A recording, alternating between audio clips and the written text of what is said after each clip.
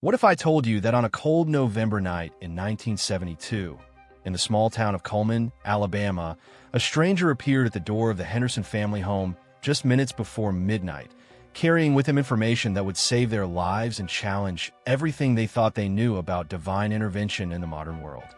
This isn't just another Southern ghost story or urban legend passed down through generations. This is a documented case that was investigated by local authorities, federal agents, and even researchers from Duke University's parapsychology department. Yet the full truth about what happened that night has been deliberately suppressed for over 50 years. The Henderson family, Robert, a 34-year-old construction foreman, his wife Martha, a 29-year-old school teacher, and their 3 children ages 5, 8, and 11, were ordinary, hardworking people with no history of unusual experiences or claims of supernatural encounters. They attended the local Baptist church regularly, paid their taxes, and lived quiet lives in their modest 2-bedroom house on Maple Street. Nothing in their background suggested they would become the center of one of the most thoroughly documented cases of prophetic intervention in American history. But here's where the story becomes truly extraordinary. The stranger who knocked on their door that night didn't just deliver a vague warning about impending danger. He provided specific, detailed information about a gas leak that would occur in exactly 47 minutes, gave them precise instructions for evacuation, told them exactly which neighbors to contact and in what order, and even predicted the exact time when the explosion would level 3 houses on their block. Every single detail of his prophecy proved to be accurate down to the minute. What makes this case truly unprecedented is the physical evidence that was left behind. The stranger, who identified himself only as Michael, left footprints in the frost-covered yard that investigators later determined could not have been made by any human being. The impressions were too deep for someone of normal weight, showed no signs of the heel-to-toe pattern of human walking, and most disturbing of all, continued in a perfectly straight line across the yard before simply ending in the middle of the lawn with no indication of where the person had gone. But the most shocking revelation of all is what you'll discover in the final sections of this video. Government documents that were classified for decades reveal that this wasn't an isolated incident. Federal agencies had been tracking similar appearances of mysterious figures, providing life-saving warnings to families across the American South throughout the 1970s, and they had developed a specific protocol for investigating what they called benevolent unknown entities, supernatural beings that seemed to have one mission: protecting innocent people from disasters that human knowledge couldn't predict. The reason this story has remained hidden for so long isn't just to protect the privacy of the Henderson family. It's because the implications of what happened that night in Alabama challenge fundamental assumptions about reality, divine intervention, and the existence of protective forces that operate beyond our understanding. What you're about to discover will change how you think about those moments when something unexplainable saves your life, and why some encounters with the impossible are meant to remain secret until humanity is ready for the truth. Section 2: The events of that November night began with what seemed like an ordinary family evening in the Henderson household. Martha was grading papers from her 3rd grade class at the kitchen table, while Robert worked on household bills, and the 3 children were already asleep in their shared bedroom. The house was quiet except for the gentle hum of the gas heater and the occasional creak of settling wood that characterized most homes built in rural Alabama during the 1940s. Nothing in the atmosphere suggested that their lives were about to be forever changed by an encounter with the impossible. At 11:43 p.m., according to Robert Henderson's detailed account that was later verified by investigators, he heard 3 distinct knocks on the front door. Not the casual rap of a neighbor or the urgent pounding of an emergency, but measured, deliberate knocks that seemed to carry an unusual weight and authority. What struck Robert as odd was that he hadn't heard a car drive up, footsteps on the wooden porch, or any of the usual sounds that accompany a late-night visitor in a small town where everyone knew everyone else's business. When Robert opened the door, he found himself face-to-face with a man he would later describe as being in his early 30s, approximately 6 feet tall, with dark hair and intensely blue eyes that seemed to reflect light in a way that normal eyes don't. The stranger was wearing a simple white shirt and dark pants that showed no signs of the cold November weather. And most remarkably, his clothes were completely dry despite the fact that it had been drizzling steadily for the past 3 hours.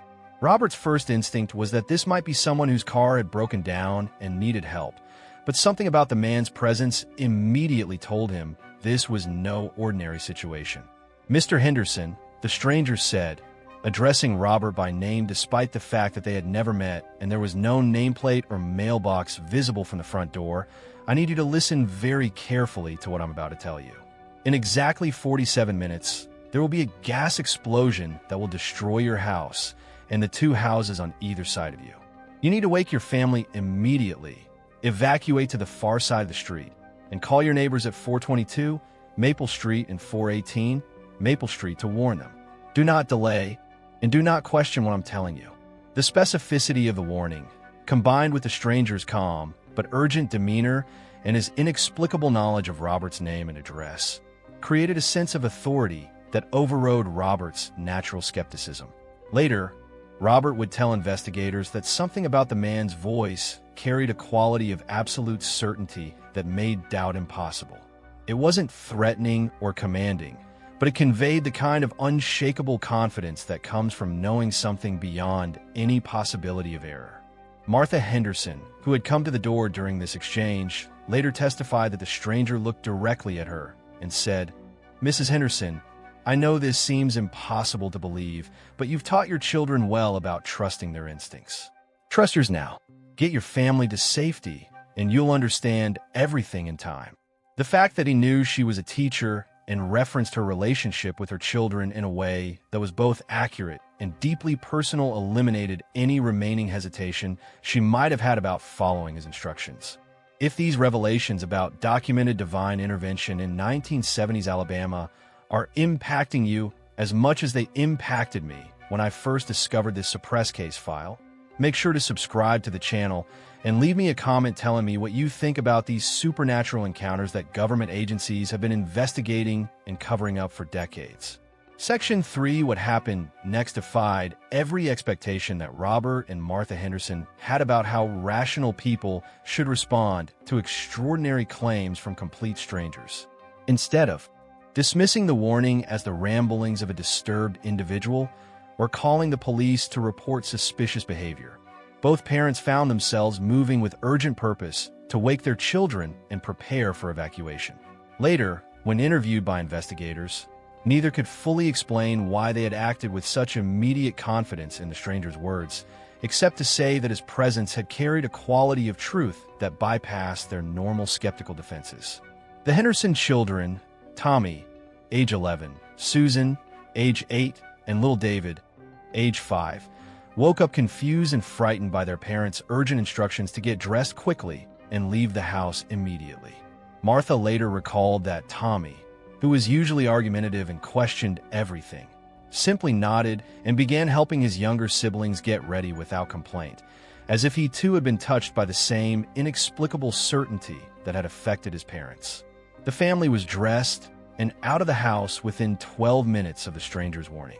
Following the stranger's specific instructions, Robert ran to the neighboring houses at 422 and 418 Maple Street to warn the families there about the impending explosion.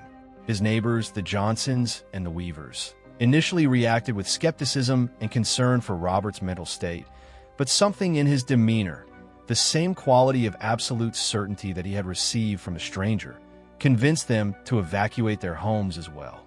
Mrs. Johnson later told investigators that Robert's warning carried a sense of urgency and authenticity that she had never experienced before, making it impossible to ignore despite how incredible it sounded. Once all 3 families were safely across the street, they huddled together in the cold November drizzle, feeling somewhat foolish but unable to shake the conviction that they had done the right thing. The children were crying, the adults were shivering, and everyone was beginning to wonder if they had all fallen victim to some kind of mass hysteria or elaborate hoax. Robert checked his watch repeatedly, noting that they had been outside for 35 minutes since the stranger's warning, with only 12 minutes remaining until the predicted explosion time. At 11:58 p.m., just 2 minutes before the predicted time, residents throughout the neighborhood reported hearing a low, rumbling sound that seemed to come from underground.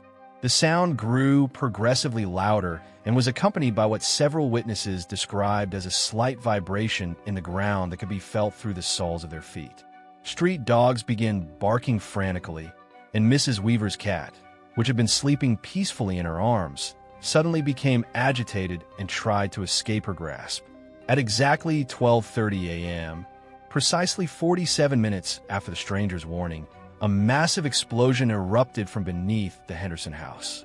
The blast was so powerful that it shattered windows in houses 3 blocks away, and the fireball that followed could be seen for miles across the rural Alabama countryside. When the smoke cleared and emergency responders arrived, they found that not only had the Henderson house been completely destroyed, but the gas explosion had indeed damaged the foundations of the neighboring houses at 422 and 418 Maple Street, exactly as the stranger had predicted. All 3 families would have been killed instantly if they had remained in their homes. Section 4, the immediate aftermath of the explosion, brought a rapid response from local emergency services, but it also attracted the attention of investigators whose involvement would transform a local incident into a case study that would be scrutinized by federal authorities for decades. Fire Chief Walter Morrison, who had been fighting fires in Cullman County for over 20 years, told reporters that the explosion pattern and intensity were unlike anything he had ever seen from a typical gas leak. The blast had originated from multiple points simultaneously, suggesting a level of gas accumulation that should have been detectable hours or even days before it reached explosive levels. Dr. James Patterson, a geology professor from the University of Alabama who was called in to investigate the explosion site, discovered evidence that challenged conventional explanations for what had occurred. Soil samples taken from beneath the destroyed foundation revealed gas concentrations that were far higher than anything that could have accumulated from a simple leak in residential gas lines. More puzzling still, the gas appeared to have been under pressure from underground sources that weren't connected to any known utility infrastructure in the area. Local police chief Harold Brennan, initially skeptical of the Henderson family's claims about supernatural intervention, found himself confronting physical evidence that supported their extraordinary story. The footprints left by the mysterious stranger in the frost-covered yard were photographed and measured by crime scene specialists, revealing anomalies that defied rational explanation. The impressions were exactly 13.2 inches long and 4.8 inches wide, but they showed no tread pattern from shoes or boots, and the depth of the impression suggested that whoever made them weighed significantly more than a typical human being. What made the footprint evidence even more mysterious was the pattern of the tracks. They began at the edge of the Henderson property near the street, proceeded in a perfectly straight line to the front door, and then continued in the same straight line across the yard before simply ending in the middle of the lawn. There were no tracks leading away from the final footprint, no disturbance in the grass beyond that point, and no indication of how the person who made them had departed from the scene. FBI agents arrived in Cullman within 48 hours of the explosion, ostensibly to investigate whether the incident might be related to domestic terrorism or sabotage of public utilities. However, local law enforcement officials noted that the federal agents seemed more interested in interviewing witnesses about the mysterious stranger than in examining the explosion site itself. Agent David Holloway, who led the FBI investigation, spent hours questioning the Henderson family about every detail of their encounter, asking specifically about the stranger's appearance, his exact words, and any physical evidence he might have left behind. The federal investigation took an unexpected turn when Agent Holloway contacted researchers at Duke University's Institute for Parapsychology, a legitimate academic program that studied unexplained phenomena under the direction of Dr. J.B. Ryan.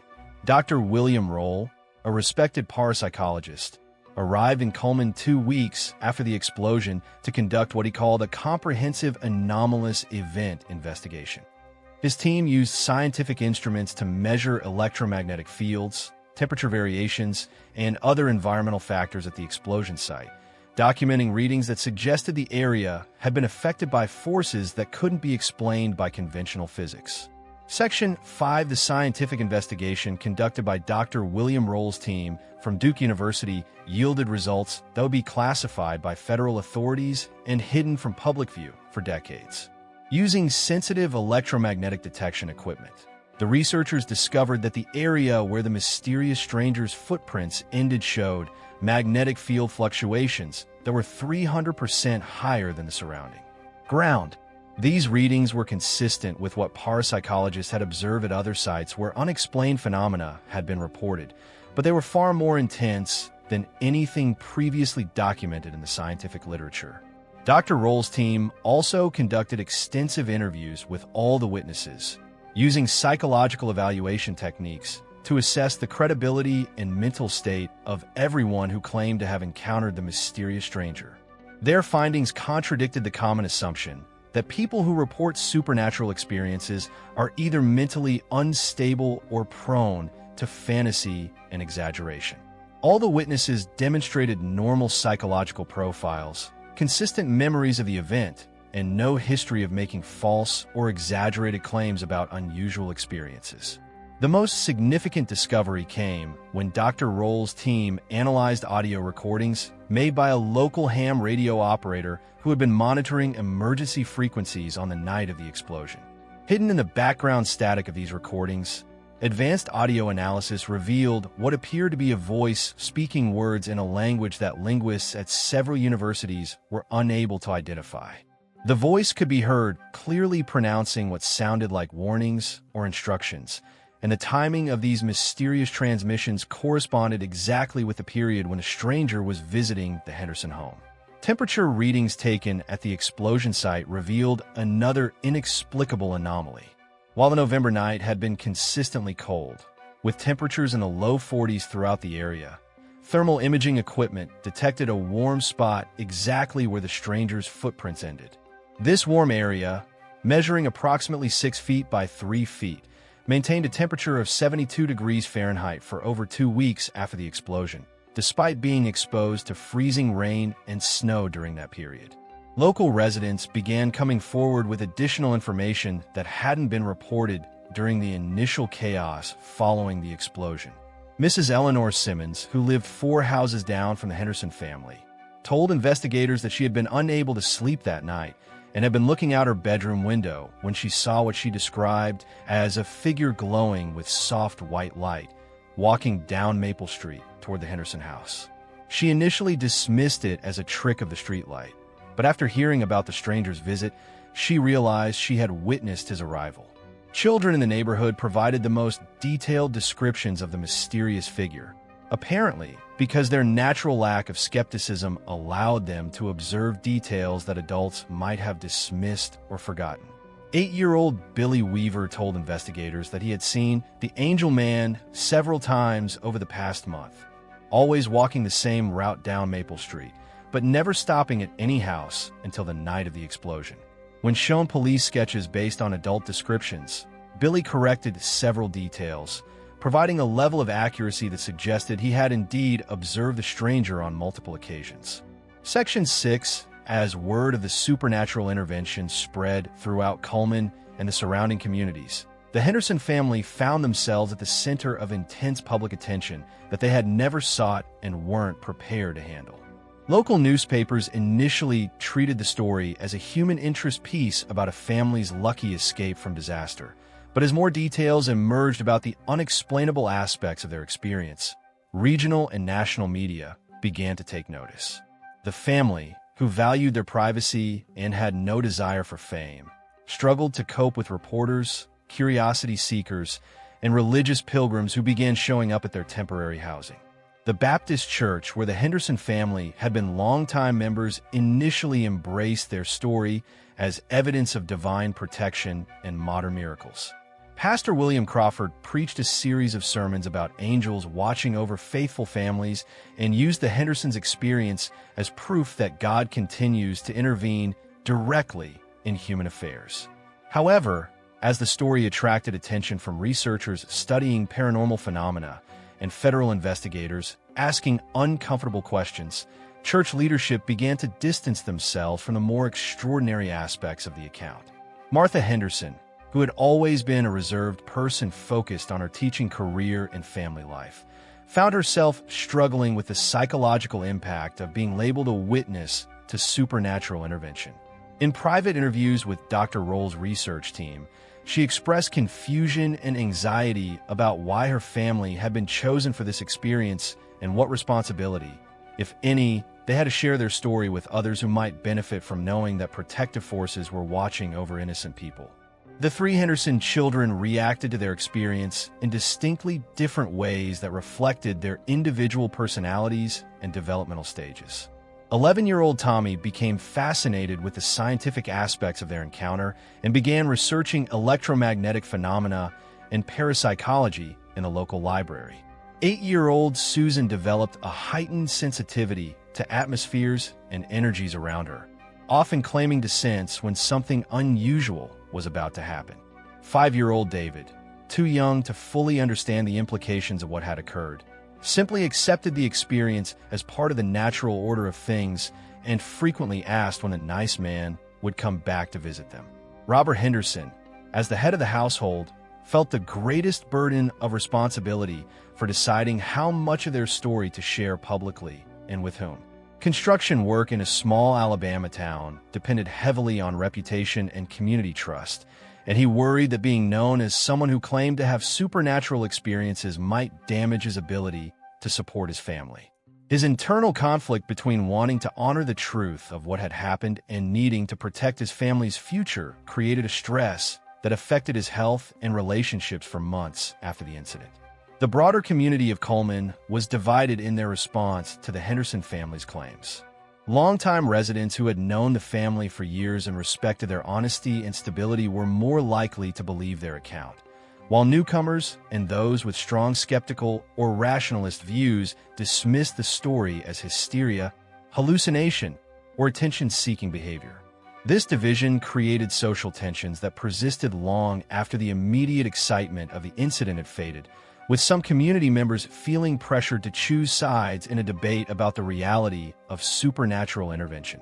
Section 6 months after the explosion, federal investigators made the decision to relocate the Henderson family to a different state as part of what they called a witness protection program for national security purposes.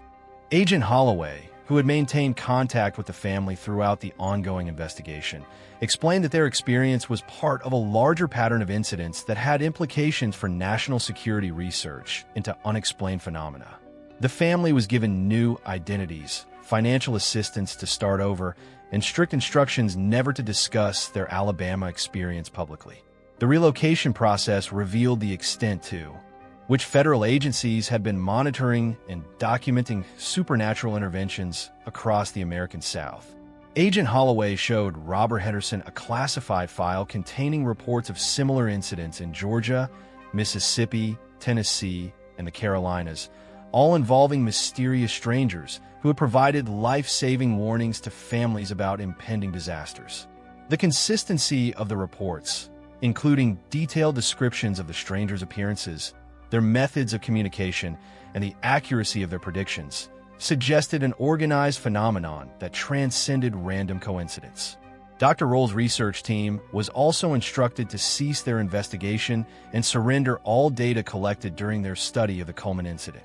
The official explanation was that their findings had been classified under national security provisions related to defense research into unconventional phenomena. However, Dr. Roll later disclosed to colleagues that federal authorities seemed more concerned with suppressing information about benevolent supernatural intervention than with understanding it, suggesting that the existence of protective entities might conflict with other governmental programs or policies. The house that had replaced the Hendersons' destroyed home was never occupied by another family. Local real estate records show that the property was purchased by a shell company with ties to federal agencies and has remained vacant ever since, maintained in good condition but never offered for sale or rent. Neighbors report that the house is occasionally visited by unmarked government vehicles, and some claim to have seen unusual lights and electromagnetic disturbances in the area during certain weather conditions.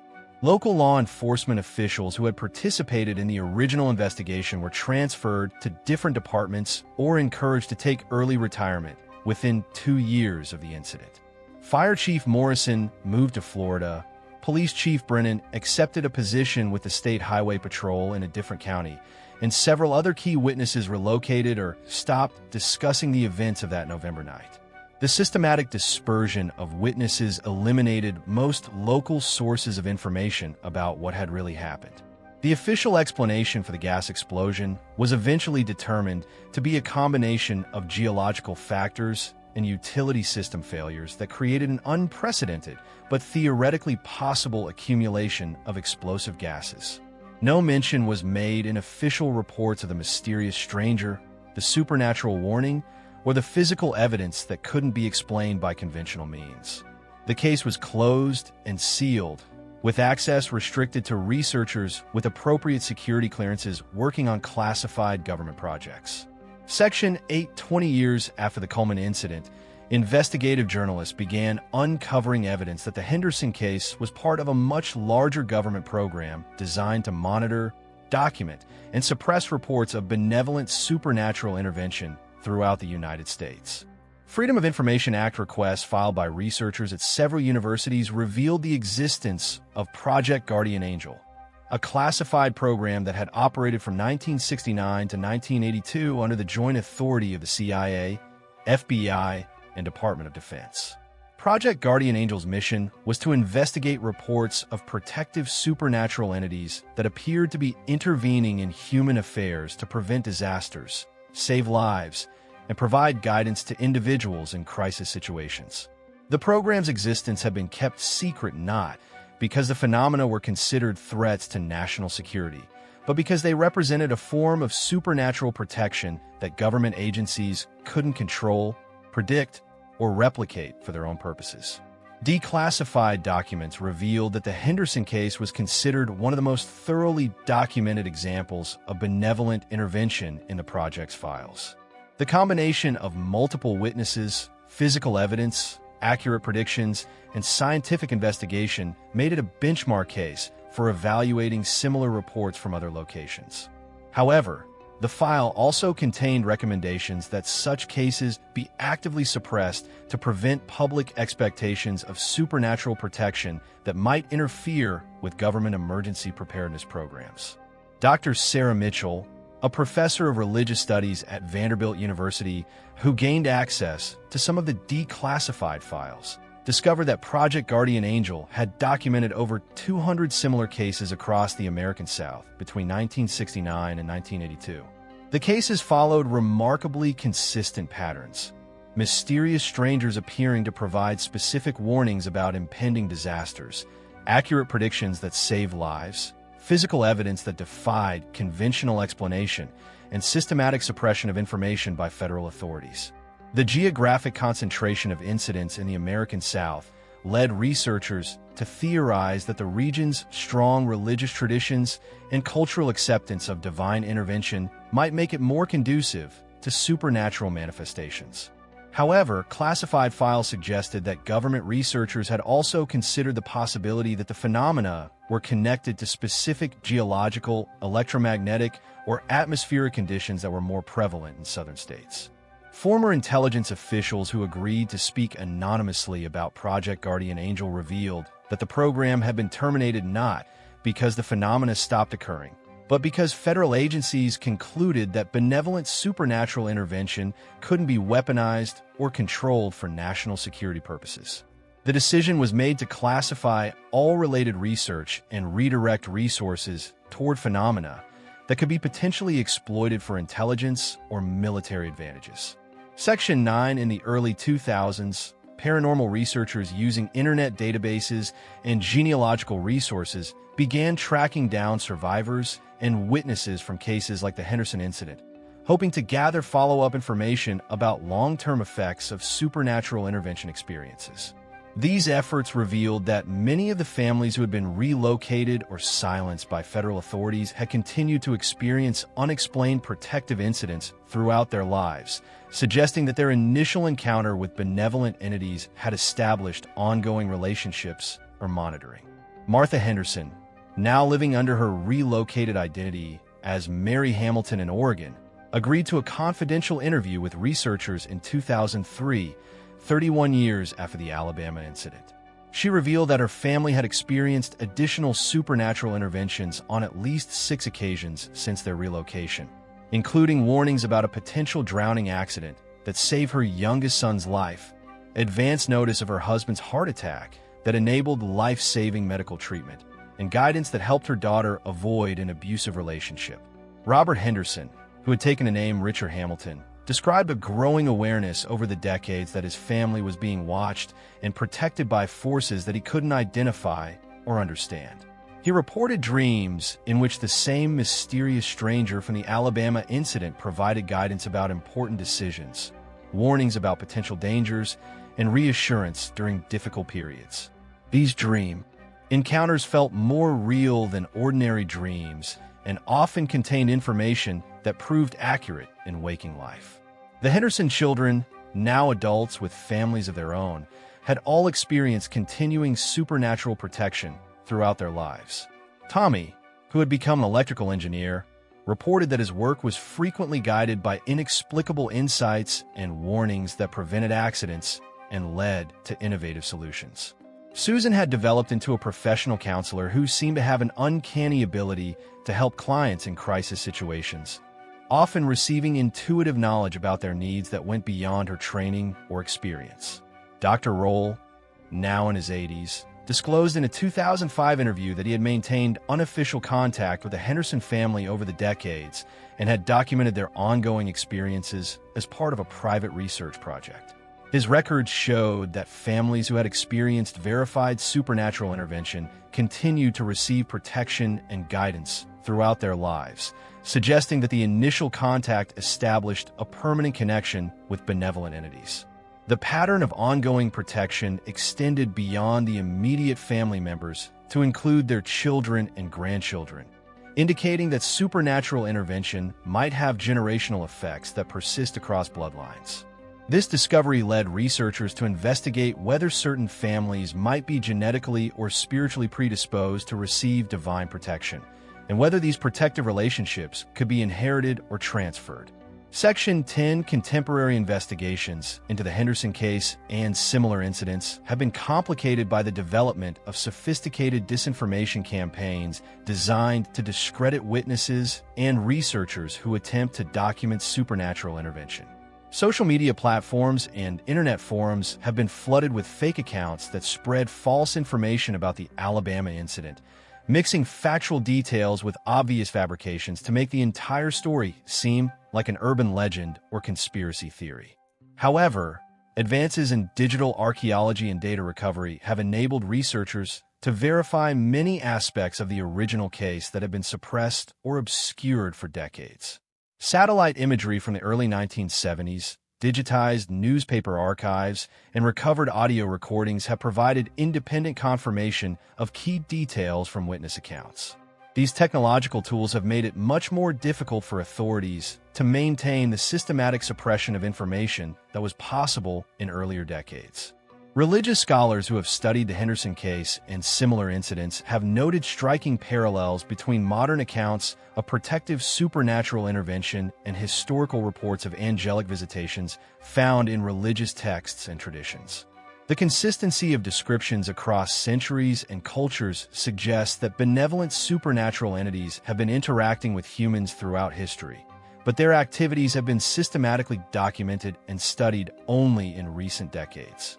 The psychological and spiritual effects on individuals who experience verified supernatural protection appear to be uniformly positive, contradicting skeptical assumptions that such experiences indicate mental instability or religious delusion. Follow-up studies of intervention witnesses show increased empathy, enhanced intuitive abilities, reduced anxiety about death and disaster, and a greater sense of purpose and meaning in life. These effects persist for decades after the initial experience and seem to strengthen rather than diminish over time. Modern technology has also enabled researchers to detect and measure some of the physical phenomena associated with supernatural intervention that were invisible or undetectable in 1972. Electromagnetic field monitors, infrared cameras, and digital audio recording equipment have captured evidence of energy manifestations and environmental changes that occur during protective interventions. While this evidence doesn't prove the existence of angels or divine beings, it does confirm that unexplained forces are involved in these incidents. The most significant recent development in supernatural intervention research has been the discovery that many incidents involve advanced knowledge of disasters that human science and technology couldn't predict with the same accuracy. The specificity and timing of warnings provided by mysterious strangers consistently exceed the capabilities of the best early warning systems available to government agencies, suggesting access to information sources that transcend normal physical limitations. Section 11. The broader implications of documented cases like the Henderson incident extend far beyond individual experiences of supernatural protection to raise fundamental questions about the nature of reality, the existence of benevolent cosmic forces, and humanity's place in a universe that may be more responsive to our welfare than conventional worldviews suggest. If protective entities are indeed monitoring and intervening in human affairs, it implies a level of cosmic organization and purpose that challenges purely materialistic explanations of existence. Government suppression of information about benevolent supernatural intervention appears to be motivated not by concerns about public safety or national security, but by the threat that such knowledge poses to institutional authority and control. When people believe they're being protected by forces beyond government jurisdiction, they may become less dependent on official institutions and more trusting of their own spiritual instincts and experiences. The pattern of supernatural interventions, saving lives, and preventing disasters suggests that these protective entities operate according to moral principles that prioritize the welfare of innocent people over political, economic, or strategic considerations. This selective benevolence appears to be activated by genuine need, sincere faith, and moral integrity rather than by wealth, status, or political connections, offering hope to ordinary people that they matter in cosmic terms. Research into families with ongoing supernatural protection has revealed that these experiences often lead to increased charitable activity, community service, and efforts to help others in crisis situations. The recipients of divine intervention seem to understand intuitively that their protection carries responsibilities to extend similar care and assistance to those around them, creating a multiplier effect that amplifies the positive impact of supernatural benevolence. The scientific study of supernatural intervention has also contributed to advances in fields such as consciousness research, quantum physics, and information theory by providing data about phenomena that operate outside the boundaries of conventional scientific models. These investigations have led to new hypotheses about the nature of consciousness, the possibility of non-local information transfer, and the relationship between intention and physical reality. If these revelations about documented supernatural protection and government cover-ups have fascinated you as much as I hope they would, you can't miss our next video, where we'll explore the classified files that reveal how Project Guardian Angel investigated similar incidents of divine intervention during natural disasters, and why these protective entities seem to appear most frequently during America's most dangerous historical periods. Evidence that could completely change how you understand divine protection in times of national crisis. Section 12. The story of a stranger who knocked at the Henderson family door before midnight on that November night in 1972 represents far more than an isolated incident of supernatural intervention in a small Alabama town.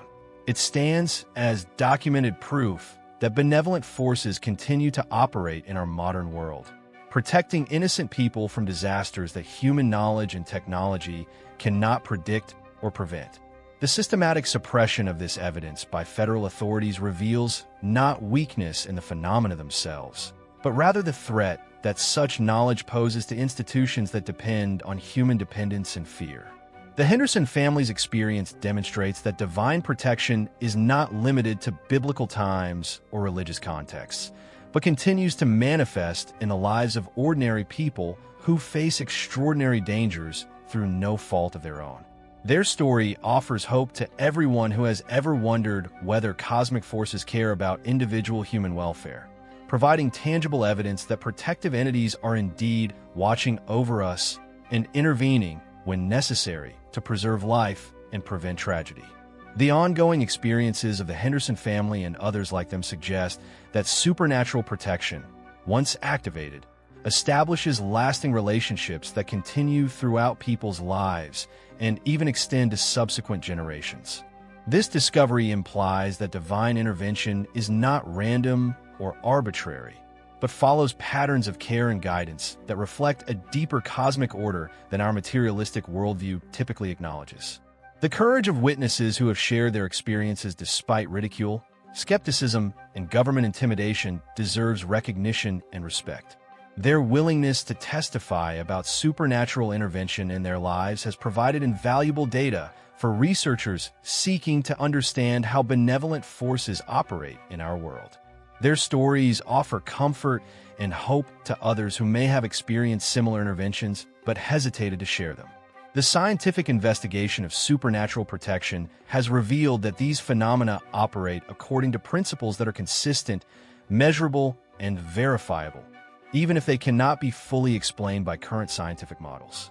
This research suggests that the boundary between the natural and supernatural may be more permeable than we typically assume, and that protective intervention represents a normal rather than exceptional aspect of cosmic function. The legacy of that midnight encounter in Cullman, Alabama, continues to inspire and protect people who learn about it, demonstrating that knowledge of divine intervention has power to transform lives even decades after the original incident occurred. The Henderson family story reminds us that we are never truly alone in our struggles, that protective forces are always watching, and that help often arrives at the most unexpected moments from the most unexpected sources. If this revelation about ongoing divine protection in our modern world has touched your heart, as I hoped it would, share this story with those who need to know they are being watched over. Subscribe for more documented accounts of supernatural intervention that prove we are never alone in our darkest hours. And tell us in the comments if you've ever experienced moments when you felt protected by forces beyond your understanding.